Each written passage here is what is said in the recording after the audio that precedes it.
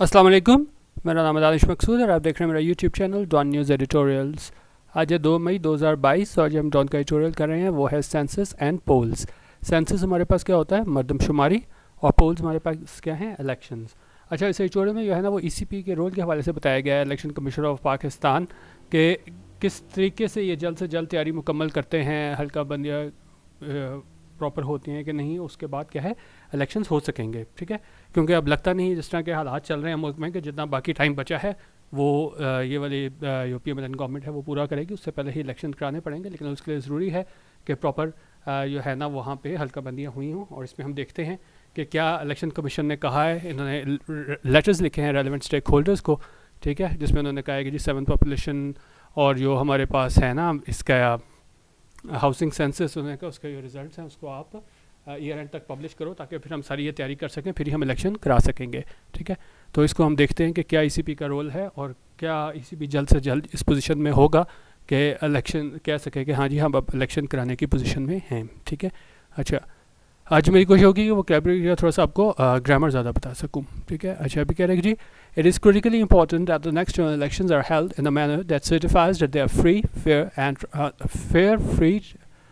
Fair transparent and credible. अच्छा, उन्होंने कहा जी इट इज़ क्रिटिकली इंपॉर्टेंट, ये बहुत ज़्यादा ज़रूरी है डैट द जनरल इलेक्शंस, वो ये कि नेक्स्ट जनरल इलेक्शंस है, आम इंतखाबात हैं, आर हेल्ड, वो मुनक़िद किए जाए इन अ मैनर, इस तरीके से डैट सर्टिफाइज, जो बिल्कुल ऑफिशियली है ना इनको तस्लीम किया जाए, डैट दे आर फ्री, कि वो मुकम्मल तौर पे आज़ाद हैं,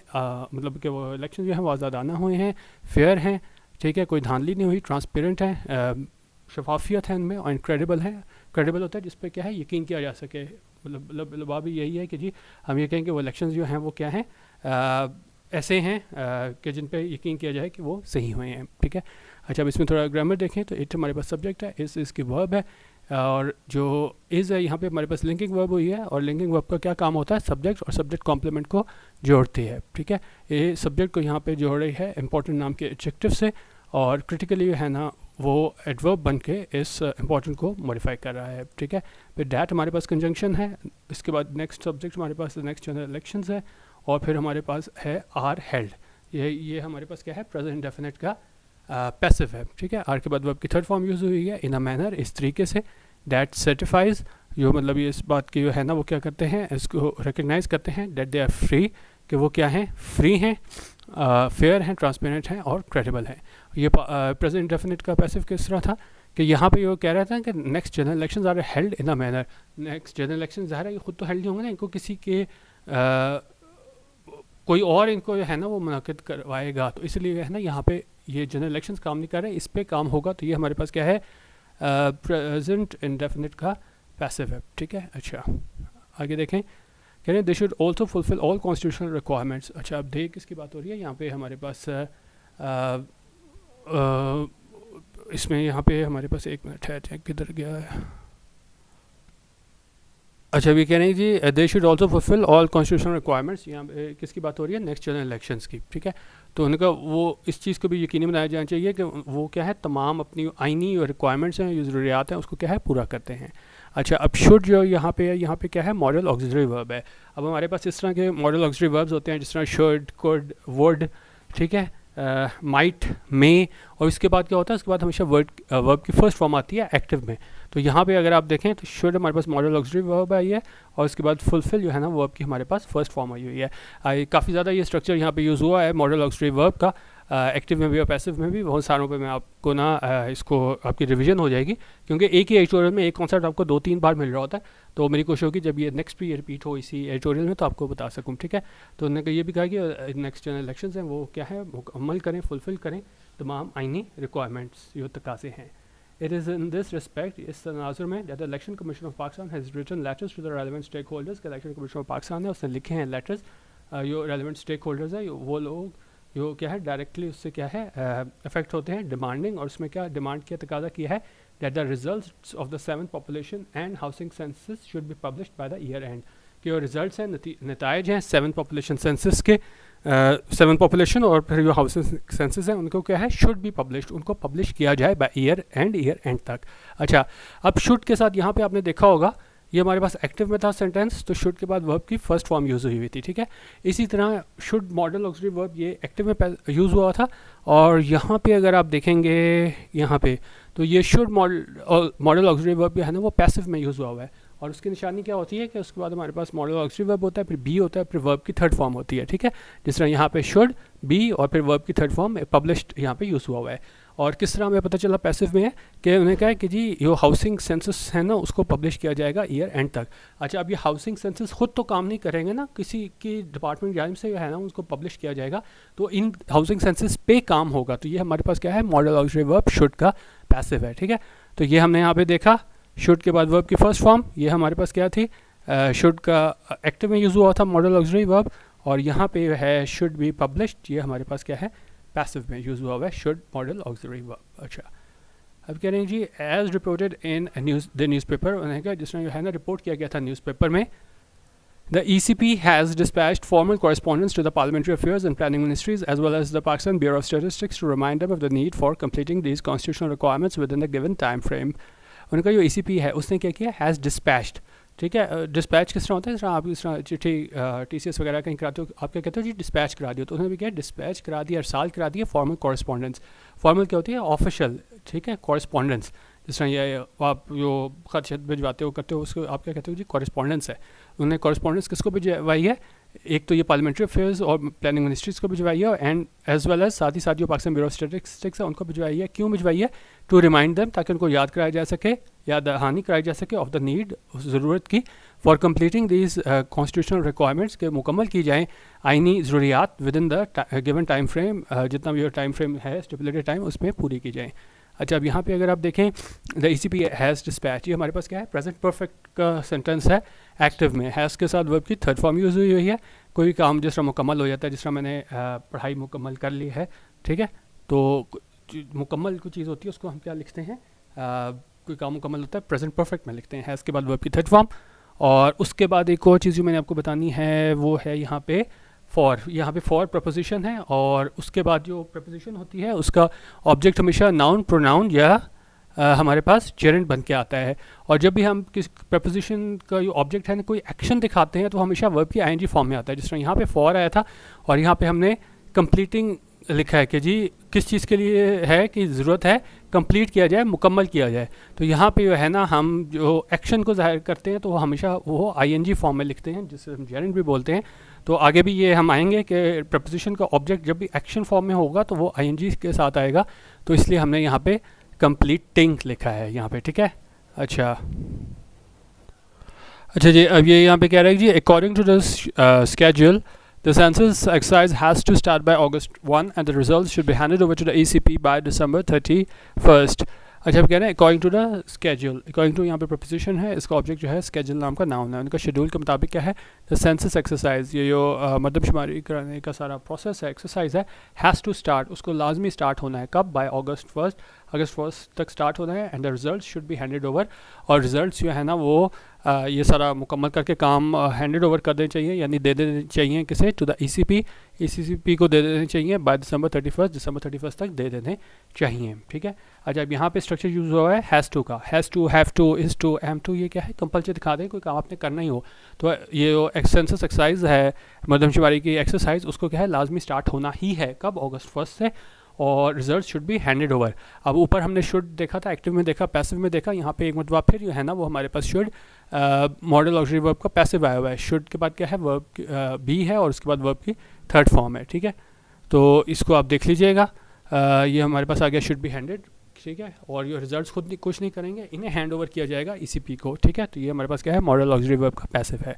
ठीक है। अच्छा, The ECP is bound to start the delimitation of constituencies after the census results is officially published. और ये ECP है ना वो बाउंड है, यानी वो लाजिम है उस पर कि वो शुरू करे डिलिमिटेशन ऑफ कॉन्स्टिट्यूंसीज। डिलिमिटेशन क्या होता है, हल्का बंदियाँ ऑफ कॉन्स्टिट्यूंसीज। कॉन्स्टिट्यूंसी क्या होता है, जिस तरह आप वोट देते हैं कि जी हमारे कॉन्स्टिट्यूंसी में कौन खड़ा हुआ है, ठीक है, हमारे हल्के में, तो उन्हें क्या वहाँ पे वो हल्का बंदियाँ करेंगे, कब करेंगे, after the census result is officially publish, जब ये मरदमशुमारी का रिजल्ट है वो ऑफिशियली क्या है पब्लिश हो जाएगा। अच्छा, if the elections are held at the stipulated time late next year, then the ECP has plenty of time to get the delimitation of constituencies done according to the latest census. Elections अगर मुनक्किद किए जाते हैं stipulated time में late next year, ठीक है, क्योंकि time तो तब तक का ही है, वो तो हालात पे डिपेंड करता है कि पहले हो जाए, लेकिन असल में तो लेट नेक्स्ट ईयर ही होने हैं। तो उन्होंने कहा अगर वहाँ तक इलेक्शन जो है ना वहाँ तक जाते हैं स्टिपुलेटेड टाइम तक, तो अब क्या होगा, then the ECP has plenty of time, तो ईसीपी के पास जो है ना काफ़ी वक्त है to get the limitation of constituencies done, कि वो करवा सके डिलिमिटेशन, हल्का बंदियाँ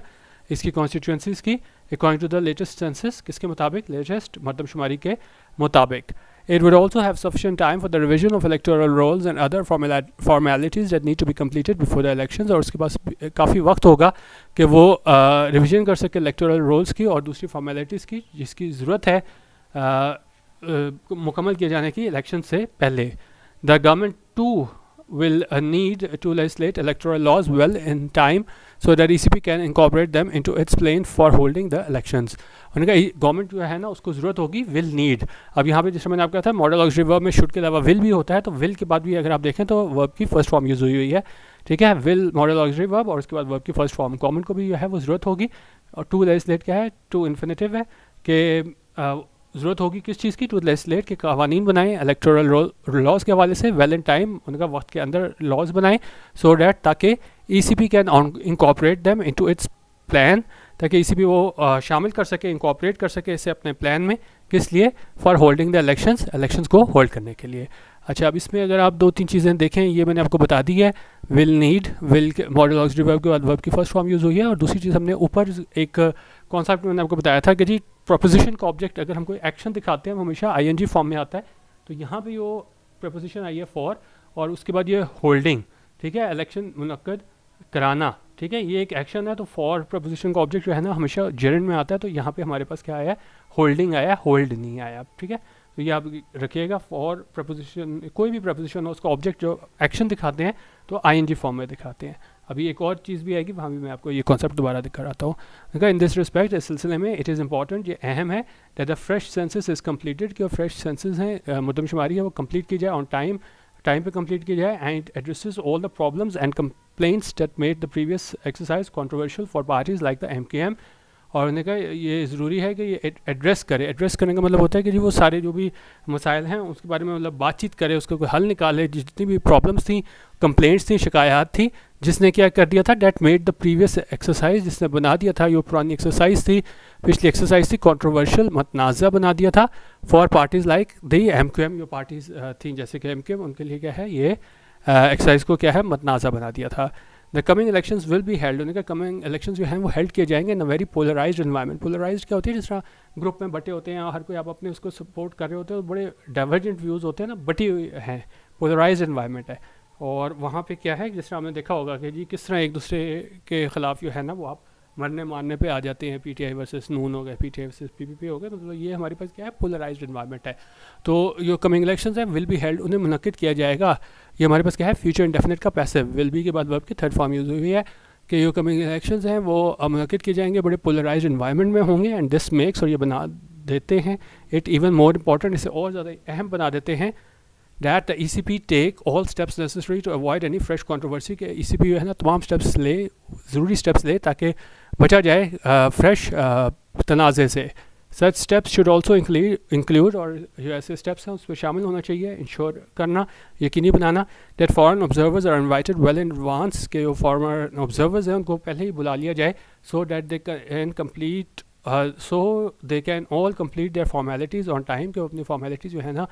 ऑन टाइम पूरी कर लें। हाउएवर ताहम इट मस्ट ऑल्सो भी सेड, उनका ये भी कहना बनता है that the ECP should keep itself prepared for early elections, के ECP जो है ना अपने आप को तैयार रखे अर्ली इलेक्शंस के लिए। पहले तो हम देखें आइडियल सिनेरियो में बात कर रहे थे कि लेट तकरीबन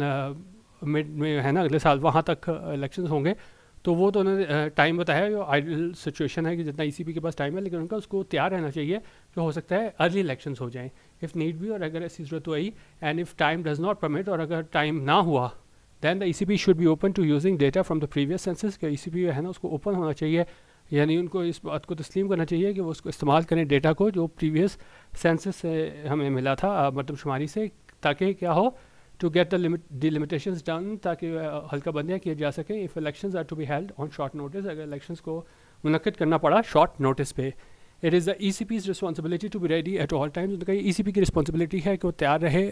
ऑल टाइम्स, हमेशा वो तैयार रहे, and not link this readiness, और ये ना कहेगा जी हम सिर्फ तब तैयार होंगे जब कोई इवेंट होता है या कोई इशू हमारा रिजॉल्व हो जाए दैट कैन कॉज डिले। यो फिर क्या होगा, इसको देर हो जाएगी अगर उसने किसी उससे लिंक कर दिया कि जी ECP ने कहा जी हम तैयार तो हैं लेकिन अगर ये मसला सॉल्व हो जाए या ये इवेंट हो जाए तो हम कराने को तैयार हैं, तो उनका उसको लिंक नहीं करना चाहिए अपने तैयार रहने को ECP को, ठीक है। तो इस पूरे ट्यूटोरियल में है ना वो ECP के रोल के हवाले से बताया गया था कि किस तरीके से है ना इनके पास टाइम आप कह लें तकरीबन 1.25 साल है, तो उसमें इनको ये काम करना होगा, ये सारा डिलिमिटेशन वाला और सारा